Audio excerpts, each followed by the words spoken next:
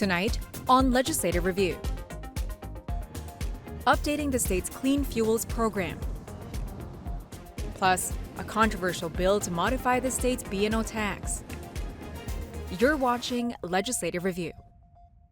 Thank you for watching Legislative Review. I'm Angela Lasco with today's top discussions in the state legislature.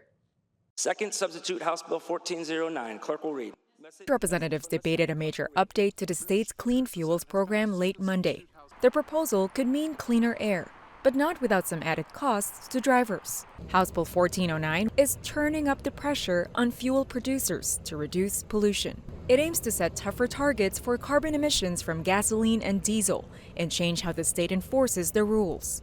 The state's Clean Fuels program already requires fuel suppliers to gradually reduce the climate impact of their products. The bill accelerates those goals, pushing for a 45% cut in carbon intensity by 2038. That means cleaner fuels like biofuels or electricity must become more common, and the fuels that pollute more, they'll come with a price. Fuel prices may rise. Estimates show this could add between 4 and 25 cents per gallon, depending on how the market responds. Utilities that earn credits for supplying clean electricity will also be required to reinvest in EV infrastructure, especially in low-income and overburdened communities. Supporters believe this will improve air quality.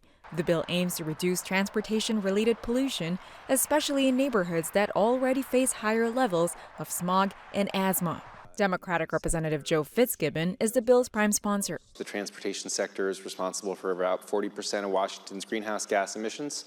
The early years of this program have shown that this program is effective in reducing emissions at a low cost, but we need to pick up the slack in order to ensure that this sector, the transportation sector, secures the air quality improvements and the greenhouse gas reductions that we urgently need. Opponents worry it's unnecessary and will spike the price of gas and duplicate other climate programs already in place. Speaking against the bill, Republican Representative Mary Dye. So this bill will actually potentially raise the cost of fuel in Washington state another 20 cents as we go through our transportation package. I would note to you that the transportation budget's going to be hard to achieve with a 10-cent, half that tax, but this one is a doubling of that tax for clean fuel standards so that we can do some climate mitigation activities that could be covered under Climate Commitment Act.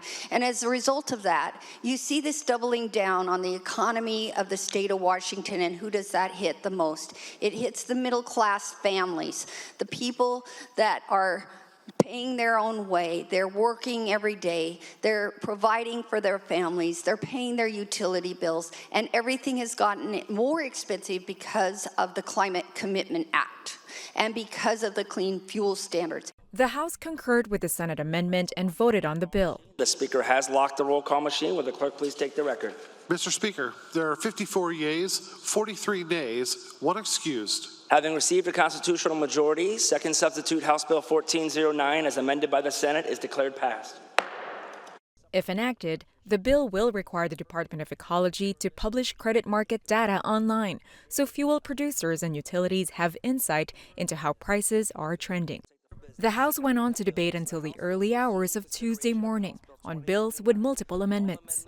Among them, a controversial bill. House Bill 2081 or Senate Bill 5815 seeks to overhaul the state's B&O tax by increasing rates across several industries and adding new surcharges for the largest earning corporations in the state. Big companies making over $250 million a year would pay more. Many small to mid-sized service businesses would also see higher tax rates starting in 2027. Starting in 2026, those companies would pay a new 0.5% tax surcharge on top of their existing B&O taxes.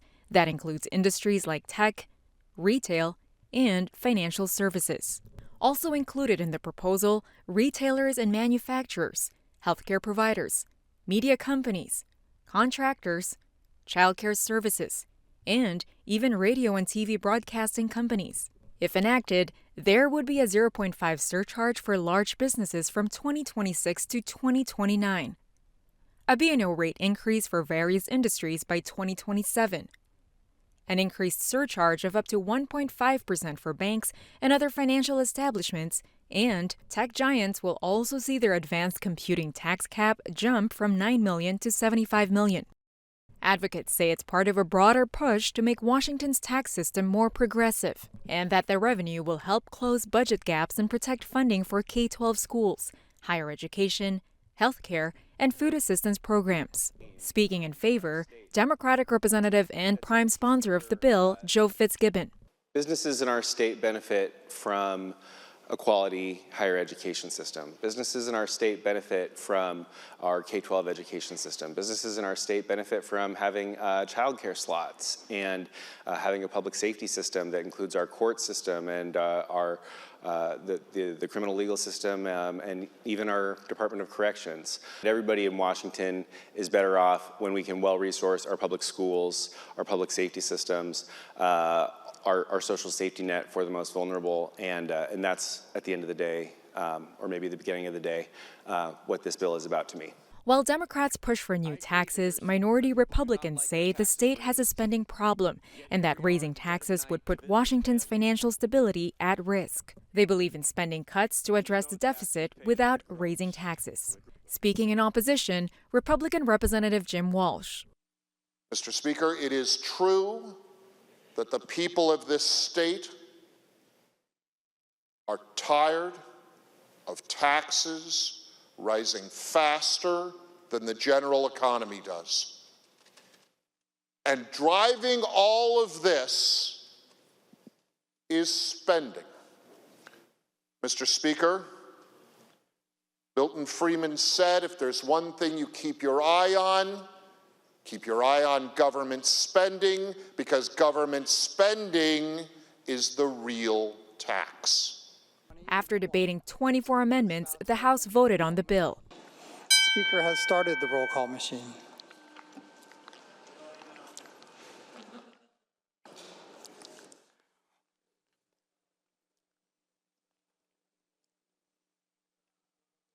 Has every member voted?